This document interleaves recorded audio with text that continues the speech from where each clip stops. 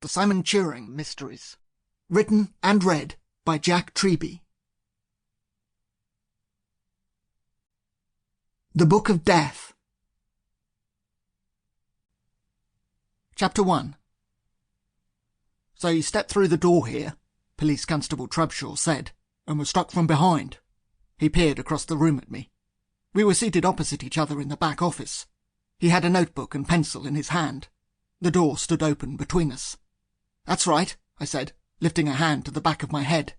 It was still throbbing, almost an hour after I had come round. "It was pretty dark in there with the shutters down. The guy must have been hiding behind the counter. He sprang out at me before I managed to switch on the lights." Trubshaw frowned. He was a heavily whiskered man in early middle age, with short curly hair, hazel eyes, and a rather prominent nose. His helmet was resting on the table beside him. "It didn't occur to you that the burglar might still be inside the building?" No, it didn't," I admitted, a little sheepishly. "Even though the back door had been forced open?" "No." When he put it like that, it did sound rather silly. "I assumed he must have broken in during the night. I thought he'd be long gone by the time I arrived. It hadn't occurred to me that anyone would try to burgle the place in broad daylight. The shutters had been down when I cycled past the front, and there was nobody in the alleyway off to the side. It was only when I hopped off my bike and wheeled it into the backyard that I spotted the open door. The owner of the shop, Miss Rutherford, was getting on a bit, but she still had all her marbles.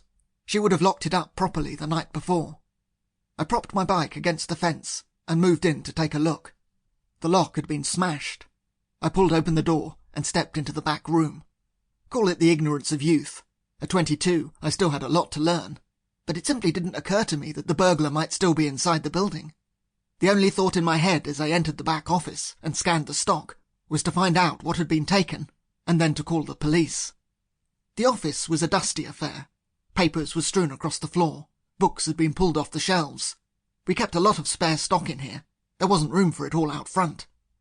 I moved across to the cupboard and opened it carefully. The safe was untouched behind the door. I scratched my head. A large cardboard box off to the left had also escaped attention. The new computer Miss Rutherford had bought in January. We still hadn't got around to installing it. Only Rachel, the Saturday girl, knew anything about computers, and she was far too busy serving customers to set it up for us. But the computer was worth a fair bit of money, and it had not been touched. I scratched my head again, and moved towards the connecting door, leading through to the front of the shop.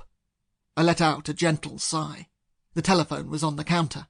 It looked like I would have to phone the police. I stepped through the door and was about to flick on the light when I heard a scrabble of movement off to my... Sample complete. Ready to continue?